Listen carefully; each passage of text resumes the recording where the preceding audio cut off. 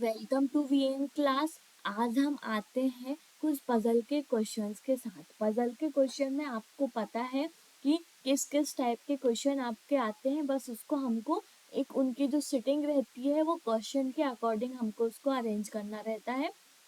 ठीक है, तो हम पजल के क्वेश्चंस में पहुंचते हैं। ठीक है, पजल के क्वेश्चन में आते हैं हम। ये आपका एक पजल है।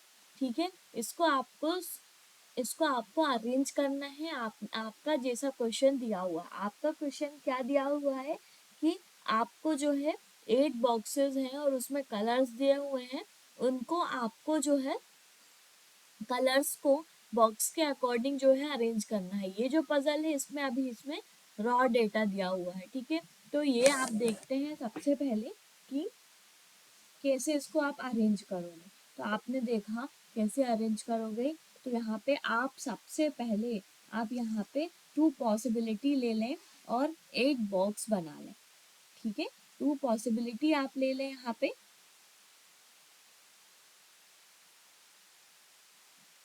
1 and 2। ओके, 2 पॉसिबिलिटी आपने ले ली। ठीक है, और फिर उसमें आपने 1 2 3 4 5 6 7 एंड 8 8 बॉक्स आपने यहाँ पे बना लिए। ठीक है, ये जो है आपका ये फर्स्ट पॉसिबिलिटी है और ये जो है ये सेकंड पॉसिबिलिटी है। ये 2 पॉसिबिलिटीज हो गए आपके। अब आप देखो यहाँ पे कि 8 boxes name pink blue red green black orange violet and purple are kept one above another not necessary in the same order। ठीक है, तो यहाँ पे इन्होंने जो देखा कि इसमें उसने वो दे दिया है, कलर्स दे दिए हैं और इसको हमको अरेंज करना है। अब यहाँ पे क्या बोलता है, 3 boxes are kept between purple and violet. Purple और वॉयलेट के बीच में जो है 3 बॉक्सेस हैं।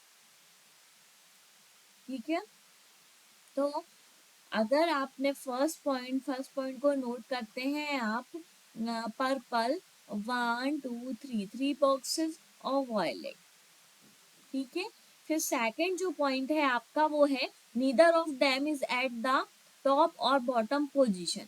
ये जो दोनों हैं ये टॉप और बॉटम पोजीशन पे नहीं है, मतलब कि ये जो है बीचों बीच है।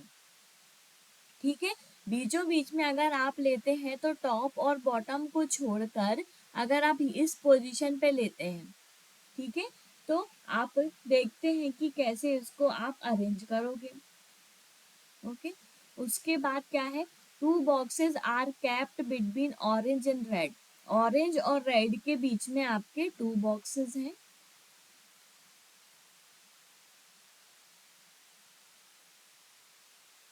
ठीक है, थर्ड पॉइंट है आपका also box orange is above box red. मतलब कि ऑरेंज जो है वो रेड से अबव ऊपर रहेगा, तो ये आपका ऐसे ही बनेगा।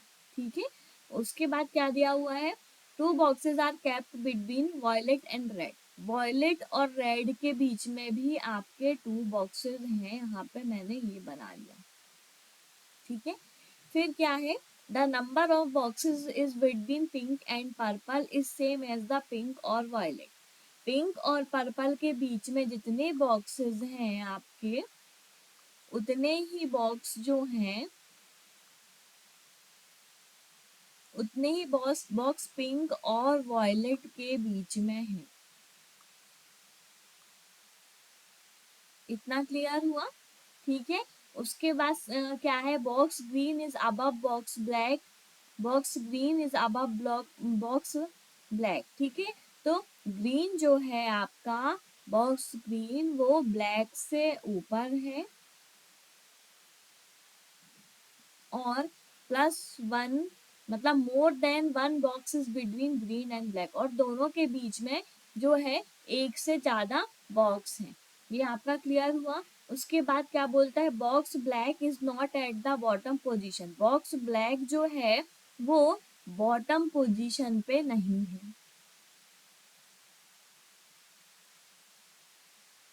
ये आपके सारे पॉइंट्स जो हैं वो नोट हो गए हैं। ठीक है, अब आप यहाँ पे जो है देखें कैसे इसको आप करते हैं। सबसे पहले आपने यहाँ पे आपने क्या लिया, वॉयलेट। ठीक है, इस पोजीशन पे आपने वॉयलेट लिया, 1 2 3 छोड़कर आपने यहाँ पे ले लिया पर्पल। ठीक है, सेम यहाँ पे करते हैं, तो यहाँ पे आप वॉयलेट ले लें और इस पोजीशन पे आप ले लें पर्पल। ठीक है, इतना क्लियर हुआ। अब क्या बोलता है वो कि वॉयलेट और रेड के बीच में आपके 2 बॉक्सेस हैं। वॉयलेट और रेड के बीच में, वॉयलेट 1 2 यहाँ पे आपका रेड हो जाएगा, और सेम यहाँ पे अगर आप लेते हैं तो वॉयलेट 1 2 यहाँ पे आपका रेड हो जाएगा। इतना क्लियर हुआ ये, और ये जो है क्लियर हुआ। अब ऑरेंज और रेड वाला देखते हैं। ऑरेंज और रेड के बीच में 2 बॉक्सेस हैं, और ऑरेंज जो है वो बॉटम मोस्ट पोजीशन पे है। तो आपने यहाँ पे देखा कि अगर आप यहाँ पे ऑरेंज को लेते हैं तो 1 2 यहाँ पे रेड हो गया। इतना क्लियर हुआ। और यहाँ पे अगर ये रेड है तो यहाँ पे आप नहीं ले सकते ऑरेंज को, 2 बॉक्स का नहीं हो पा रहा है। रेड यहाँ पे 1 2 यहाँ पे ऑरेंज आएगा, जो कि ये पॉसिबल नहीं है। हमको चाहिए टॉप मोस्ट पे ऑरेंज, है ना, रेड से अबव चाहिए ऑरेंज। तो यही कंडीशन आपने देखा इसमें। अब आप देखते हैं कि रेड और वॉयलेट, रेड और ऑरेंज के बीच में 2 बॉक्स का डिफरेंस है, 2 बॉक्स हैं। तो रेड आपने यहाँ पे लिया 1 2, यहाँ पे आपका ऑरेंज जो है वो नहीं आएगा। तो ये कंडीशन आपकी रॉन्ग हो गई। ठीक है, सेकंड पॉसिबिलिटी आपकी रॉन्ग है। अब आप सिर्फ इस फर्स्ट पॉसिबिलिटी में इम्प्लीमेंट करते चलें ये पॉइंट्स को। ठीक है, जैसा आपको दिया गया है। फिर उसके बाद क्या बोलता है, पर्पल और पिंक के बीच में जितने भी बॉक्स हैं उतने ही आपके पिंक और वॉयलेट के बीच में हैं। तो यहाँ पे आपने देखा कि पिंक और पर्पल के बीच में, तो अगर आप यहाँ पे लेते हैं,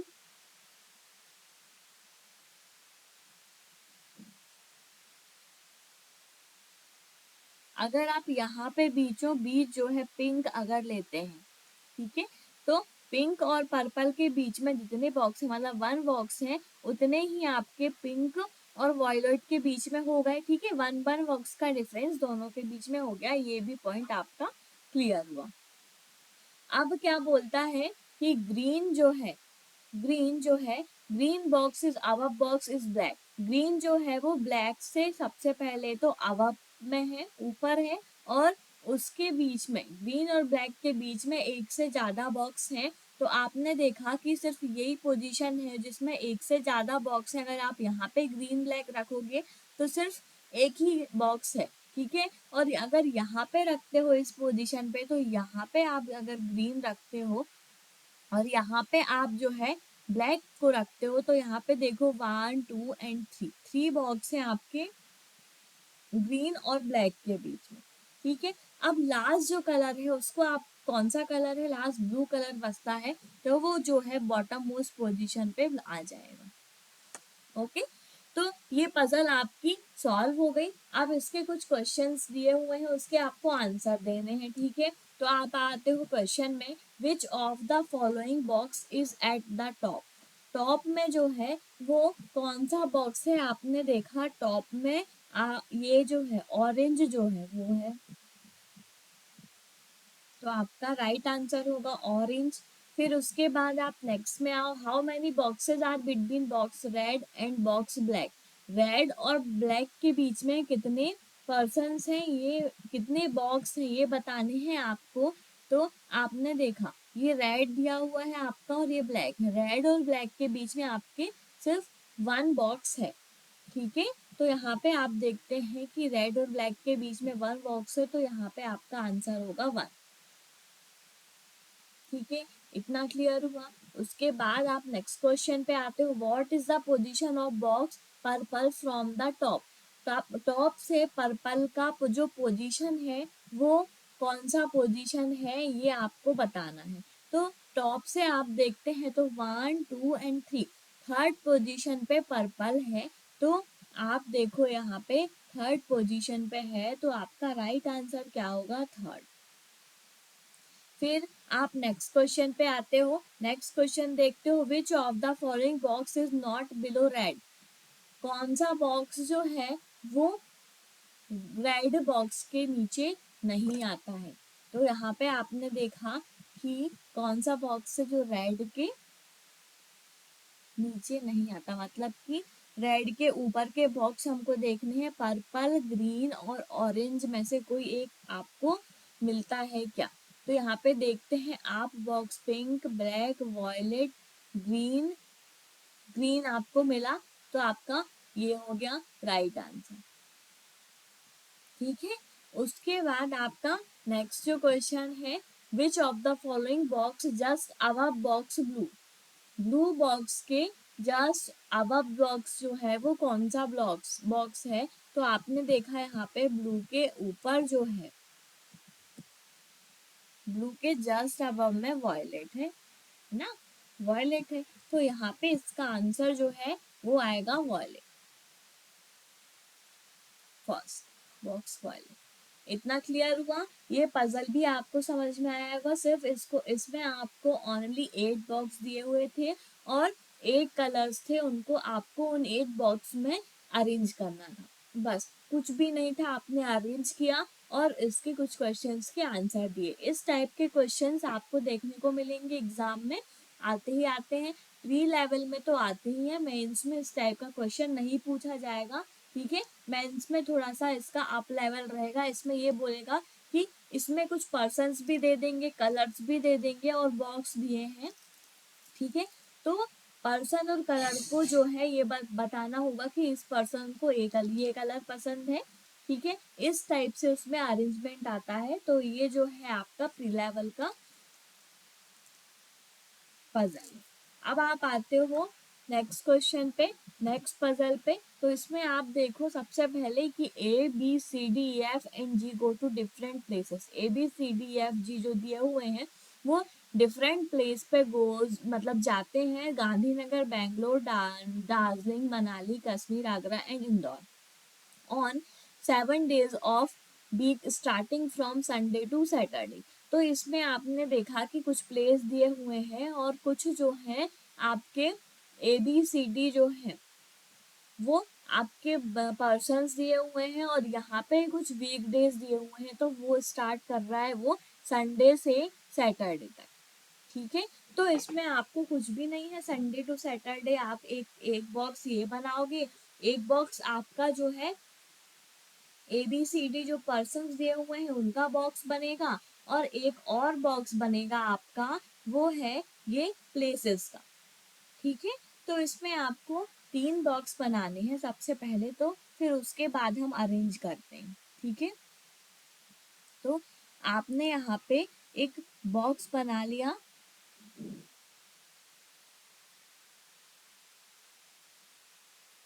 ओके, यहाँ पे आपने देखा कि संडे एक 1 2 3 4 5 6 7 7 है, तो यहाँ पे आपके 7 ही ये बॉक्स रहेंगे, 1 2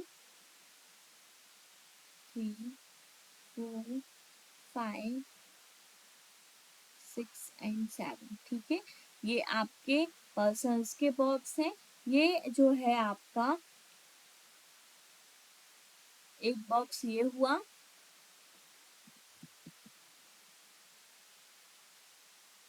ओके, और एक जो ये है ये प्लेसेस का बॉक्स है। ठीक है, इतना क्लियर हुआ।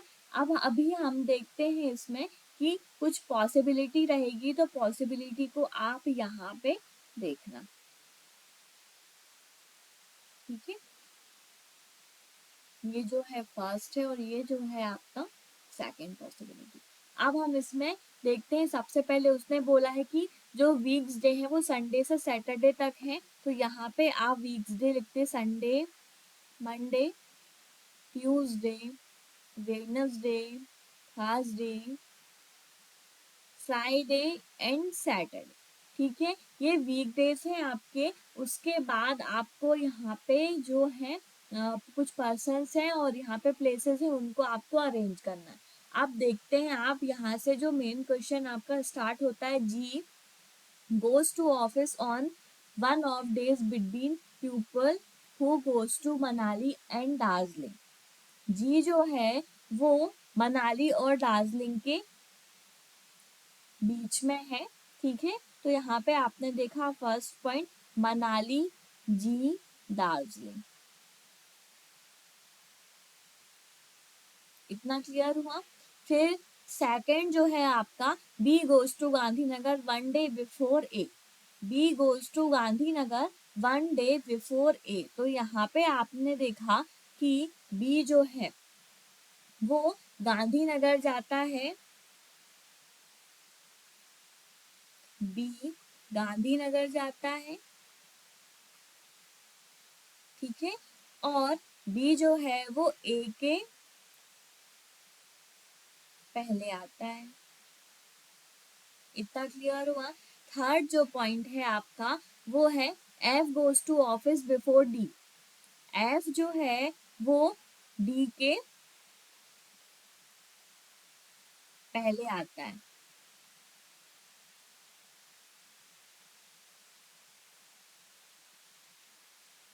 और डी जो है वो D works at Bangalore. D जो है वो बैंगलोर पे वर्क करता है। ठीक है, फोर्थ पॉइंट आपका है ए गोज टू, ये the person going to office just before B does not go to Agra. ठीक है, बी के जो पहले, बी के यहाँ पे दिया हुआ है बी के जस्ट पहले जो भी जाता है, ठीक है, जो भी पर्सन जाता है वो आगरा तो नहीं जाता। इतना क्लियर हुआ। अब यहाँ पे क्या बोलता है वो कि A goes to office one day before G. A goes to office one day before G. ठीक है, Manali is visited on Wednesday. मनाली जो है वो वेडनेसडे पे, तो यहाँ पे ये क्लियर हो गया आपका मनाली वेडनेसडे पे। ठीक है, उसके बाद Darjeeling is visited on Friday, ये भी क्लियर हो गया फ्राइडे पे दार्जिलिंग है। ओके, उसके बाद उसके बाद क्या दिया हुआ है Agra and Kashmir are visited on first 2 days of the week. मतलब कि आगरा और कश्मीर जो है वो first 2 days of the week किसने स्टार्ट किया है, संडे मंडे। तो संडे से स्टार्ट किया है उसने, तो इन दोनों वीक्स में आपके इधर और में कश्मीर और आगरा आएगा। ठीक है, इधर और में अभी आपको क्लियरिटी नहीं है कि यहाँ पे ही आपका आगरा है या यहाँ पे ही आपका कश्मीर है। इन दोनों पोजीशन पे दोनों, यहाँ या तो यहाँ आगरा जाएगा, यहाँ कश्मीर, या यहाँ कश्मीर यहाँ आगरा। ठीक है, ये अभी कंफर्मेशन आपका नहीं हुआ। अब आपका लास्ट है C and E go one after the one other starting with C. ठीक है, सी और ई जो है वो, सी जो है पहले जाता है ई से। ओके, और C does not go to Darjeeling, और सी जो है वो दार्जिलिंग नहीं जाता।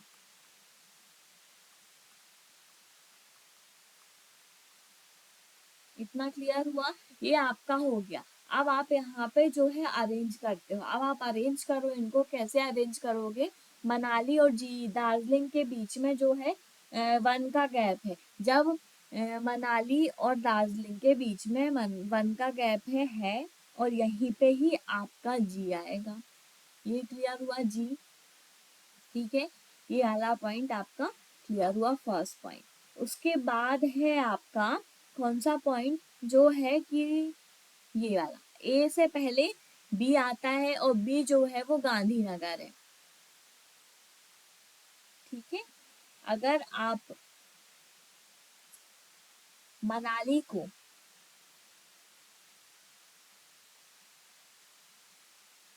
सबसे पहले यहाँ पे भी आप देखते the person going to office just before B does not go to Agra.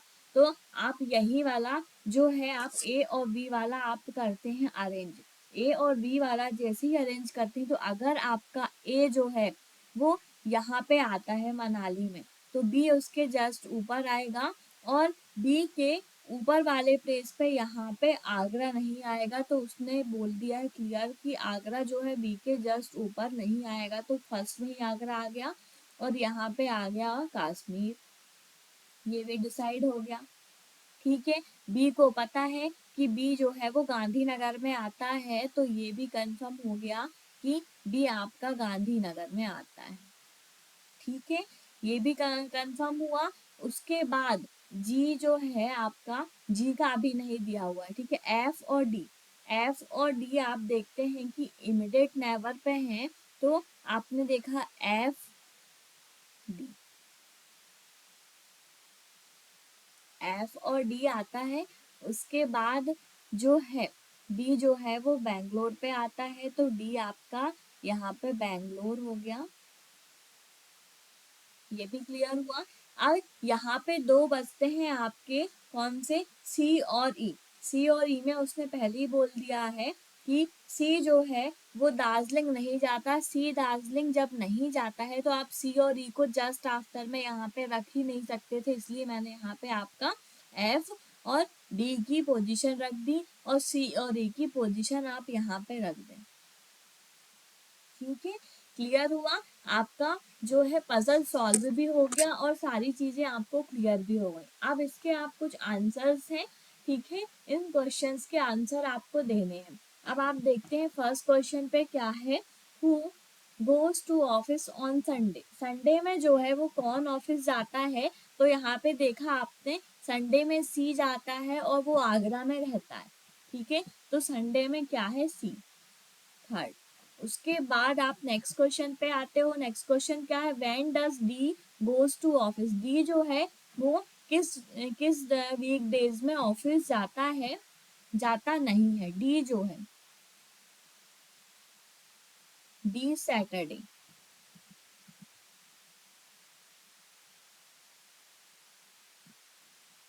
D जो है वो सैटरडे में। ठीक है, उसके बाद आप नेक्स्ट क्वेश्चन का आंसर दें, वेयर डज जी गो। जी जो है वो किस प्लेस पे जाता है, तो जी जो है आपने देखा जी का एक ही प्लेस बचता था यहाँ पे, वो कौन है, यहाँ से आप देखें आगरा, यहाँ पे इंदौर है, तो इंदौर में आपका जो है वो जी जाता है।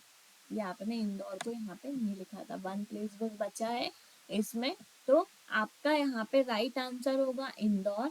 जी जो है वो इंदौर जाता है।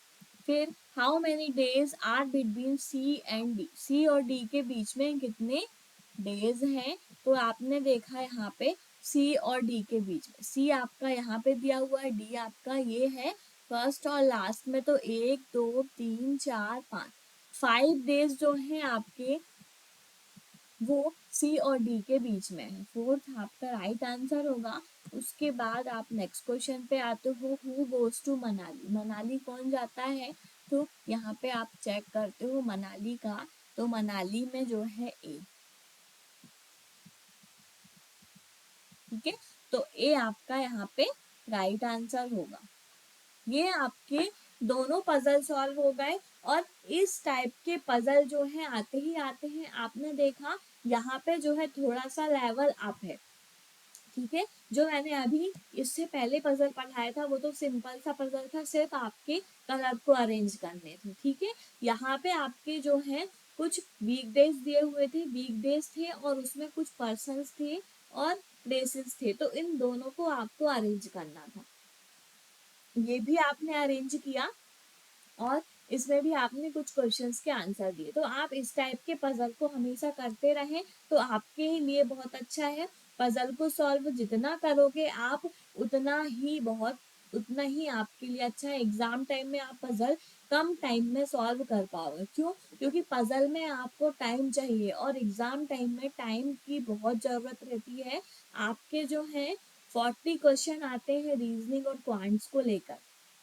ठीक है, तो यहाँ पे आप देखो कि रीजनिंग और क्वांट्स में आपने बहुत सारे, रीजनिंग के सिर्फ आपके 40 क्वेश्चंस आते हैं, है ना, और क्वांट्स के आपके 40 क्वेश्चन आते हैं जो कि आपको 80 मिनट्स में करने रहते हैं। 40 क्वेश्चन जो है आपके वो आपको करने के लिए बहुत टाइम लगता है, इसलिए क्योंकि आपका प्रैक्टिस उतना नहीं होता।